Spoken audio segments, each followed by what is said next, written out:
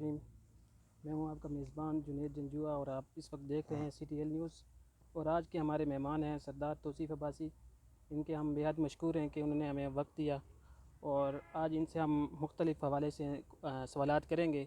तेज़ तुन सवालात भी हो सकते हैं, इसके लिए आप ज़रा तैयार रहें। और कुछ समाजी और इस तरह की ज़िंदगी के हवाले से आपके बारे में पूछा जाएगा आज। और सबसे पहला क्वेश्चन मेरा ये है कि आपने सियासत में क्यों आगाज़ यहाँ क्यों लिया और इतना मुश्किल हल्का क्यों आपने चूज़ किया?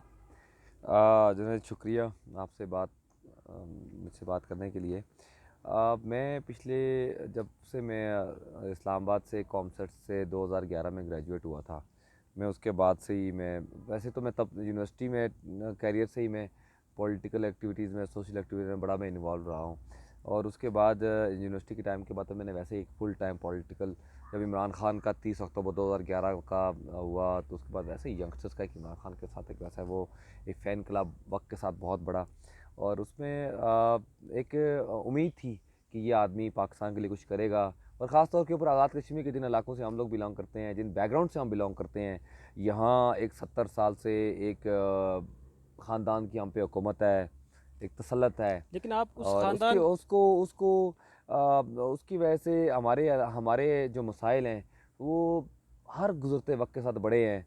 और मैंने ये बहुत पहले भांप लिया था कि कि इमरान खान वो वाहिद लीडर है और तहरीक इंसाफ वो जमात है जिसके ज़रिए आज़ाद कश्मीर में एक तब्दीली को लाया जा सकता है, जैसे पाकिस्तान में 2018 के बाद चेंज आया। तो इंशाल्लाह इस इलेक्शन के नतीजे में ये जो हमारा एक बहुत पुराना ख्वाब था, इंशाल्लाह उम्मीद है कि पूरा होगा। दूसरा मेरा सवाल ये है कि आपके अक्सर जो इंटरव्यू मैंने देखे या सोशल मीडिया के अंदर आपके इंटरव्यू आते रहते हैं, आपका जो सियासत का जो महवर है वो सारा सरदार अतीक के गिर्द घूमता है। हालांकि आप शुरू में उसी जमात से आपका तल्लक था, उसी जमात से आप परवान चढ़े, ऊपर आए और आज आपने तहरीक इंसाफ में शामिलियत इख्तियार की। क्या उस वक्त आपको ये पसमानदगी और ये यहाँ के जो मसाइल थे ये आपको नज़र नहीं आ रहे मैं थे? अमली तौर के ऊपर मेरे जो हमारी मैं एक तो आप ये बात समझने की ज़रूरत है, इस हलके का 95% 90% तबका पिछले 5 दहाइयों से मुस्लिम कॉन्फ्रेंस के साथ रहा है, इसमें कोई शक नहीं है। क्योंकि यहाँ इस जमात के अलावा दूसरी कोई जमात कभी आ भी नहीं सकती थी। कभी जिसने आने की भी कोशिश की उसके साथ क्या हुआ वो तो आपको पता है। मुजाहिद अव्वल का इतना खौफनाक दौर आपके सामने गुजरा, जिसमें आज अगर 2001 में 2 में अगर आप कभी सोचते कि हिल में कोई बंदा मुस्लिम कॉन्फ्रेंस के अगेंस्ट किसी और पार्टी को सपोर्ट करेगा तो उसके घर के साथ क्या होता, उसको सियासी तौर के ऊपर वो क्या होता, तो वो तो एक अनबिलीवेबल सी बात है। तो एक ऐसा खौफनाक दौर भी गुजरा है। और मैं ये समझता हूँ कि उस दौर में लोगों ने अपनी इज़्ज़तें बचाई और लोगों ने अपने आप को सियासी तौर के ऊपर एक्सपोज नहीं किया। तो इसलिए आप ये समझें कि ये मुस्लिम कॉन्फ्रेंस का पूरा टाइम था। जब से इमरान खान और तहरीक इंसाफ ने पाकिस्तान में टू पार्टी सिस्टम को तोड़ा है, आम आदमी को भी एक कॉन्फिडेंस आया है कि यार वो भी, उसकी भी एक राय है, उसकी भी एक सोच है। मैं जहाँ तक मेरा ताल्लुक है, हाँ, हमारे बाप दादा इस जमात के साथ रहे हैं, अब इसमें कोई शक नहीं है। मैं तो अमली तौर के ऊपर कभी इस जमात के साथ कभी इन्वॉल्व कभी नहीं हुआ। यूनिवर्सिटी के कैरियर के फ़ौरी बाद में तो तहरीक इंसाफ में ही पहले दिन से था। मैंने कभी किसी एक्टिविटी में उसमें कोई ना कोई तकरीरें डाली, ना कुछ इस तरह का कुछ किया। हाँ, मेरे वालिदैन रहे हैं लेकिन अब वो तहरीक इंसाफ का हिस्सा हैं। और मुझ समेत इस पूरे गरबी बाग का 95% तबका मुस्लिम कॉन्फ्रेंस का हिस्सा था।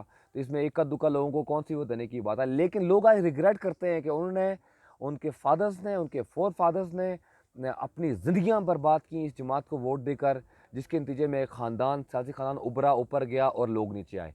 तो अब हम गरबी बाग के लोग अपनी सियासी गलतियों को सुधारने के लिए तहरीक इंसाफ के प्लेटफॉर्म से इस दफ़ा जदोजहद कर रहे हैं तब्दीली की। दूसरा जो सियासी इत्तेहाद के बारे में सुना था कि मुस्लिम कॉन्फ्रेंस और PTI का इत्तेहाद होने जा रहा है और वो दम तोड़ता हुआ नज़र आ रहा है। पूरी और मुस्लिम उस कॉन्फ्रेंस अब तहरीक इंसाफ उसका में आगे जम ऑलरेडी हो आगे चुकी मेरा है। सवाल जो है, अब सिर्फ सदर मुस्लिम कॉन्फ्रेंस मिर्ज़ा शफीक जलाल साहब का भी आप सुबह दोपहर शाम सुनेंगे कि वो पूरी जमात को लेके जम हो उस जाएंगे। इक्का उस दुक्का बंदे रह गए उसका हैं उस जिसमें कायद मुस्लिम कॉन्फ्रेंस भी बाकी हैं। इनमें अब बिल्कुल एड़ी चोटी का जोर लगा के देख लिया, इन्होंने मिन्नतें समाजतें करके देख लिया, इन्होंने हाथ जोड़ कर गिड़गिड़ा कर देख लिया, लेकिन तहरीक इंसाफ ने इनके साथ इत्तेहाद को कबूल नहीं किया ले, जैसे पहले ये करते आए हैं। तो इस दफ़ा तहरीक इंसाफ इनको पिछली दफ़ा 32 से 3 सीटों पे आए थे, इस दफ़ा 3 से इनको तो लेकिन इनको देखने में 0 ये पे तो जाएंगे। आ रहा है कि सरदार अतीक अहमद ख़ान या मुस्लिम कॉन्फ्रेंस मैनेजमेंट के साथ बिल्कुल राब्ते में है और वो ऐसे बेल्ट से ऐसे बेल्ट के उसकी सपोर्ट कर रहे हैं कि इस बेल्ट से उस आदमी को टिकट मिले, लीडर को टिकट मिले, जिससे उनको वो फ़ायदा हासिल करना चाह रहे हैं। ये भी ये चूरन हर दफ़ा बेचते हैं ऐसा वाला चूरन कि सरदार अतीक प्राइम मिनिस्टर बन जाएंगे और फलाने को मिर्ज़ा शफीक जवाल को सदर कश्मीर बनाया जाएगा, तब फलाना ये होगा, तो उससे बात हो गई, थर्ड अंपायर ने कह दिया, तीसरी कुतू ने भी कह दिया। ये चूरन हर दफ़ा ये बेचते हैं और अभी इलेक्शन आने वाला है, अगले आपको महीने डेढ़ के बाद ये चूरन आपको बिकता हुआ नज़र आएगा। लेकिन इस दफ़ा मैं समझता हूँ कि वो गैर जमहूरी ताकतें जिन्होंने इनको पाल पोस कर इनको बड़ा किया, इनको इतनी क़ुव्वत और ताकत दी, इनको इक़्तिदार दिया सारा, वो सब समझ बैठे हैं। उनको समझ आ गई है कि इनको 50 साल इक़्तिदार देने का फ़ायदा कुछ नहीं हुआ। फ़ायदा ये हुआ कि ये अमीर हो गए, ये बड़े चले गए, अवाम को कुछ नहीं हुआ। अवाम गुर्बत की नीची लकीर के ऊपर है। अवाम यहाँ पूरे आज़ाद कश्मीर के अंदर और ख़ास तौर पर गरबी बाग के अंदर यहाँ तामीर और तरक्की का एक धेले का आगाज़ नहीं हो सका। तो उनको भी अकल आ गई, उनको समझ आ गई कि यार कि उनको भी तब्दीली की ज़रूरत है और वो भी किसी बेहतर बंदे की तलाश में थे। लेकिन इसलिए मैं ये समझता हूँ कि इस दफ़ा इनका हर तरफ से पत्ता साफ़ है। इस दफ़ा कोई ताकत इनके पीछे नहीं खड़ी। इन्होंने हर हरबे आज़मा लिए हैं। जो इनके लोगों ने शमूलियत किया पिछले हफ़्ते तहरीक इंसाफ में, उन्होंने भी आके हमारी शमूली प्रोग्राम में कहा थी कि हमने आखिर टाइम तक बड़ी कोशिश की कि इत्तेहाद हो जाए, लेकिन जब हमें नज़र आया कि ताकत हो रहा है, बंद हो गया, हम तहरीक इंसाफ में शमूलियत कर रहे हैं। तो इंशाअल्लाह इस दफ़ा इनको कोई छुपने का मौका नहीं मिलेगा।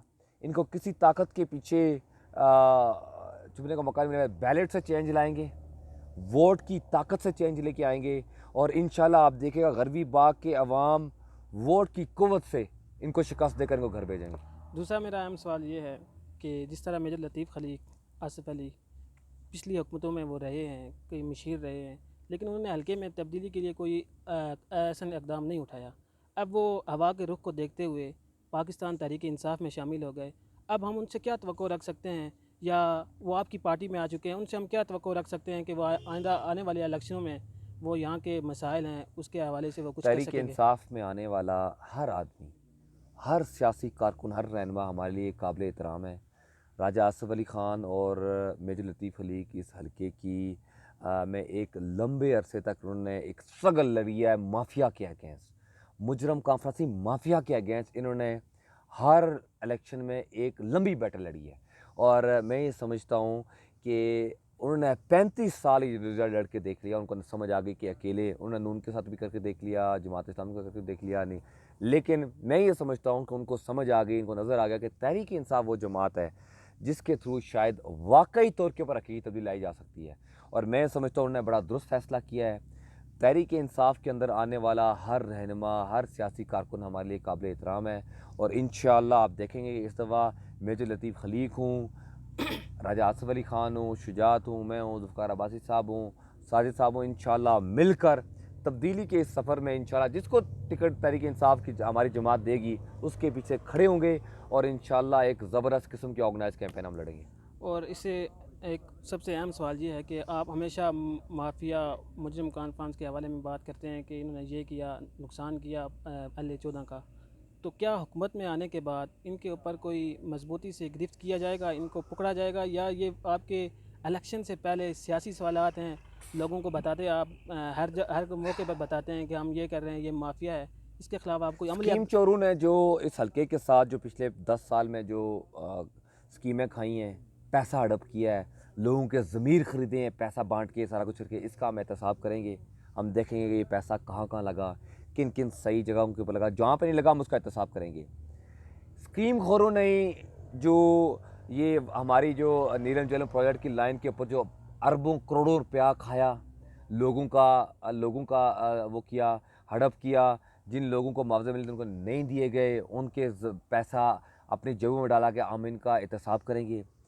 पिछले 15-20 साल में जो इस हल्के के साथ जो इसको फंड मिलना था, जो इनकी जेबों में गया, हम इसका एहतसाब करेंगे। जो इस हल्के का जो राइट जो जो जिसका सल्ब किया गया, हम उसका एहतसाब करेंगे। जो हमारी वफाक में तहरीक इंसाफ का एक नज़रिया है, हमारा एक सोच है, हम करप्शन करने वालों को और करप्ट प्रैक्टिसेस करने वालों को उनके अंजाम तक पहुंचाएंगे। तहरीक इंसाफ किसी सूरत आज़ाद कश्मीर में एहतसाब के दरवाजे को बंद नहीं होने देगी। तहरीक इंसाफ इनका कड़ा एहतसाब करेगी, उनको कटहरे में लेके आएगी और इंशाअल्लाह अगर इन्होंने आवाम का पैसा खाया है और जो गरीब बाग में आज जो सूरत हाल है यहाँ पे पसमानदगी की इंतहा पे है, जिन जिन लोगों ने पैसा खाया है गरीब बाग के आवाम देखेंगे कि तहरीक इंसाफ इंशाल्लाह इनको कटारे में ला के खड़ा करेगी। दूसरा एक बहुत इम्पोर्टेंट सवाल है कि आपके जो मरकज़ी रहनुमा हैं जुल्फ़िकार अब्बासी, और उनके पास एक बहुत अहम ज़िम्मेदारी भी है, उनका सरदार अतीक अहमद ख़ान से बहुत अच्छा ताल्लुक़ है। क्या ये इलेक्शन के दौर में उनके फेवर में ये बात नहीं करेंगे क्या?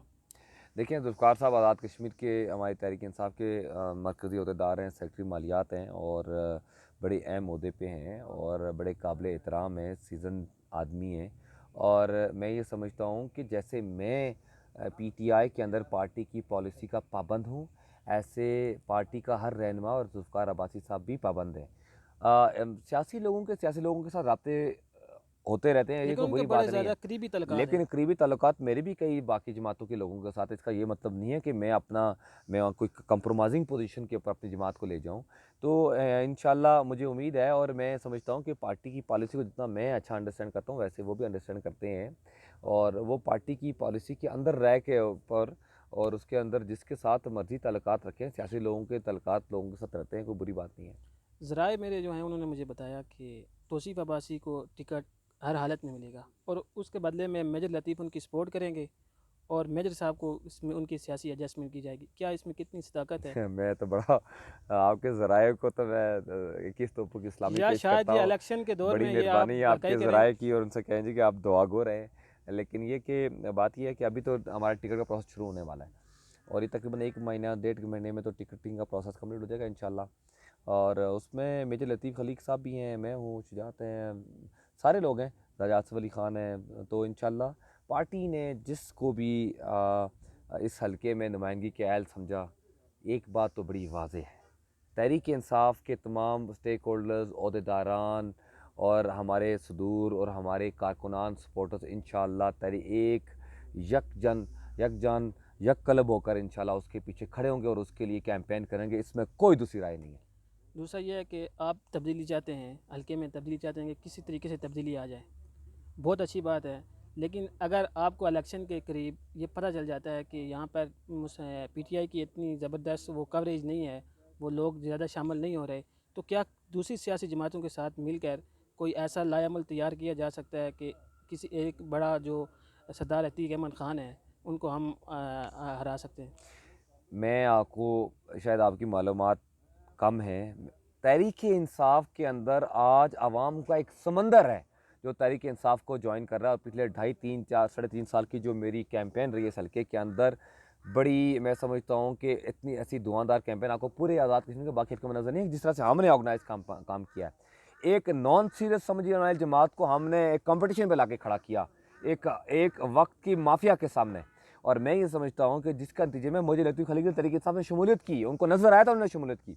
मैं तहरीक इंसाफ में हमने तो इस दफ़ा गरीबी बाग के अंदर कोई बंदा इन बाकी जमातों में छोड़ा कोई नहीं, मुजरम कामकाज का ज़्यादा लोग तो तहरीक इंसाफ शमूलियत ऑलरेडी कर बैठे हैं और किधर की शमूलियत। मैं ये कह रहा हूँ कि जो माहौल और मोमेंटम आज तहसील धीरकोट गरीबी बाग के अंदर जो माहौल बना हुआ है, मैं समझता हूँ कि ये जमात आज तहरीक इंसाफ के टिकट जिसको भी मिलता है इंशाअल्लाह एक बड़े मार्जिन के साथ मुस्लिम कामकाज को शिकस्त देने की सलाहियत रखती है। और आप देखिएगा कि जिस तरह की हमने अभी तंजीम साजिश अभी हुई है और जो हमने अहदेदारान मुंतखब किए हैं, तमाम यूनियन कौंसिल के तमाम वार्ड लेवल तक हम मुत्तहिद हैं, हमारी बॉडीज़ बन चुकी हैं, हमारी टीमें तैयार हैं। एक आज़ाद कश्मीर की तारीख की सबसे बड़ी कैंपेन गरीबी बाग के अंदर आपको दिखाई देगी और इंशाअल्लाह तब्दीली सिर्फ तहरीक इंसाफ का टिकट और लेके आएगा। तब्दीली के लिए किस सारी जमातों को हम बात करेंगे, हम उनसे डायलॉग करेंगे, मुत्तहिदा अपोजिशन से हम डायलॉग करेंगे। और हम ये इरादा रखते हैं कि तहरीक इंसाफ गरीबी बाग तमाम मुत्तहिदा अपोजिशन के साथ बातचीत करेगी, PMLN से बात करेगी, पीपल्स पार्टी जमात इस्लामी के साथ बात करेंगे कि वो अगर हमारे उम्मीदवार को अगर सपोर्ट करें तो इंशाअल्लाह, चूँकि आगे गवर्नमेंट आज़ाद कश्मीर में तहरीक इंसाफ की आ रही है, तो ये वो वाहिद एक अपॉर्चुनिटी है कि जिससे गरीबी बाग के अंदर आज़ाद की तब्दीली आ सकती है। पिछले कई दहाइयों में इन्होंने सबको आजमा कर देख लिया, कुछ नहीं बिगाड़ सके सुल्तान गाज़ियाबाद का। हर दफ़ा ये सुल्तानत मजबूत हुई है, ताकतवर रही और माफिया ने इनको चैलेंज किया दोबारा से। तो इंशाअल्लाह तब्दीली तहरीक इंसाफ के थ्रू आएगी, तहरीक इंसाफ के उम्मीदवार के थ्रू आएगी। और इंशाल्लाह मुझे बड़ी उम्मीद है कि हम जब बात करेंगे डायलॉग करेंगे अपोजिशन की जमातों के साथ, तो अपोजिशन की जमातें इंशाल्लाह एक मुश्तरका उम्मीदवार लाने के लिए तहरीक इंसाफ का साथ देंगी। अभी आपने यूनियन काउंसिल इलेक्शन की तंजीम साजी की। आप एक तरफ मुरसद के ख़िलाफ़ हैं कि मुरसदी सियासत नहीं होनी चाहिए, और आपने जो ओहदे ज़िम्मेदारियाँ बांटी यूनियन काउंसिल में, वो आपने तकरीबन मेन जो ज़िम्मेदारियाँ वो मुनासा के जो अपने नौजवान हैं उनको दी। इसकी क्या ख़ास वजह है? यूनियन 12 यूनियन कौंसल्स नोटिफाई हुई हैं जिनको अहदेदार मिले हैं पूरे गरबी बाग के अंदर तहरीक इंसाफ ने। उन 12 यूनियन कौंसिल में यूनियन कौंसिल एल्सरोंग जमात वाहिद बॉडी है जिसने पिछले नोटिफाई होने के बाद पिछले 6 हफ्तों में 6 इजलास किए हैं। और उन 6 इजलासों में जो आवाम की और पूरी यूनियन कौंसिल की जो पार्टिसिपेशन थी, आप उसकी रिकॉर्ड आपके सामने आप देख लें। आज जो उसका इजलास आप हुआ यूनियन कौंसिल एल्सो की तारीख में, कभी इतना बड़ा मजमा कभी तहरीक इंसाफ के लिए नहीं है जो आज था। कभी इतना मजमा नहीं था। आज यूनियन कौंसिल एल्सो में दूसरा प्रोग्राम भी था, अंजम साहब ने किया, मैं अभी वहाँ से होकर आ रहा हूँ, तारीखी बड़ा अच्छा क्राउड था। मैं ये कहना चाहता हूँ कि ये कभी यूनियन काउंसिल एल्सो के अंदर इतनी बड़ी मोबिलाइजेशन तहरीक इंसाफ ने की जो आज हुई है, जो इस बॉडी ने मोबिलाइज किया लोगों को। दूसरी बात, आप कह रहे हैं मुनासिब से सिर्फ एक आदमी एक तरीके हुआ है और वो सदर है मज़हर अब्बासी। उसके अलावा तमाम अहदेदारान बाकी तमाम इस यूनियन काउंसिल के बाकी इलाकों से हैं। कोई मुनासिब से कोई और बंदा इस तंजीम के अंदर अहदेदार नहीं। पहले था, मैंने डिनोटिफाई करवा के नए लोगों को मौका दिया है। मैं आज भी कहता हूँ, मैं बिलीव करता हूँ मेरिट के ऊपर। मैं बिलीव करता हूँ कि जो पार्टी के लिए सिंसियर काम करने के तैयार होगा हम उसके पीछे खड़े होंगे। उसमें कोई रिश्तेदारी नहीं है, कोई उसके लिए मेरा किसी किस्म का कोई फेवरेटिज्म नहीं है। जो तहरीक इंसाफ का कारकुन तहरीक इंसाफ को मजबूत करेगा, इस माफिया के खिलाफ लड़ाई में हमारा साथ देगा, हम उसके पीछे खड़े होंगे। वो अगर तहरीक यूनियन काउंसिल के निकाल कोई और बंदा होता है हम उसके पीछे खड़े होंगे। कोई और मुतवाज़ा के तौर पर पेशता हो। तहरीक यूनियन काउंसिल का जो जनरल सेक्रेटरी है, कमाल काम किया उसने अब तक, शानदार। बाकी यूनियन काउंसिल को आप देख लें, अभी तक शायद उनको ये भी नहीं पता होगा उनका जनरल सेक्रेटरी कौन है, उनका सिंगल सदर कौन है, लेकिन सबसे ज़्यादा लीडिंग पोजीशन के ऊपर इस यूनियन काउंसिल ने काम किया। मैं उनको मुबारकबाद पेश करता हूँ। तौसीफ़ अब्बासी की ज़िंदगी में अगर एक सवाल किया जाए तो आपकी इजाज़त हो तो मैं आप पूछ लूँ। जी इजाज़त। तौसीफ़ साहब MLA बनने के बाद अपनी नई ज़िंदगी का आगाज़ करेंगे या क्या सोच रहे हैं अभी वो इस हवाले से? अभी तो ज़ाहिर है इलेक्शन को 3-4 महीने रह गए हैं, वक्त बहुत कम है। तो अभी तो मैं ऑलरेडी अब आपसे बात करूँ तो हम कैंपेन के अंदर चल रहे हैं। एक इलेक्शन का माहौल है और हमारी पूरी तैयारी उसमें है। तो इंशाल्लाह अभी तो MLA बनने के बाद इलेक्शन का बड़ा मैच पहले खेलेंगे और इस मैच में हल्के के सियासी माफिया से इस लोगों की जान छुड़ाएंगे। तब्दीली के नए सफ़र का आगाज़ करने के बाद फिर नए सफ़र का आगाज़ करेंगे। बहुत शुक्रिया, हमारे साथ तौसीफ़ अब्बासी मौजूद थे। इनके हम बहुत बेहद मशकूर हैं कि इन्होंने CTL न्यूज़ को वक्त दिया। बहुत शुक्रिया।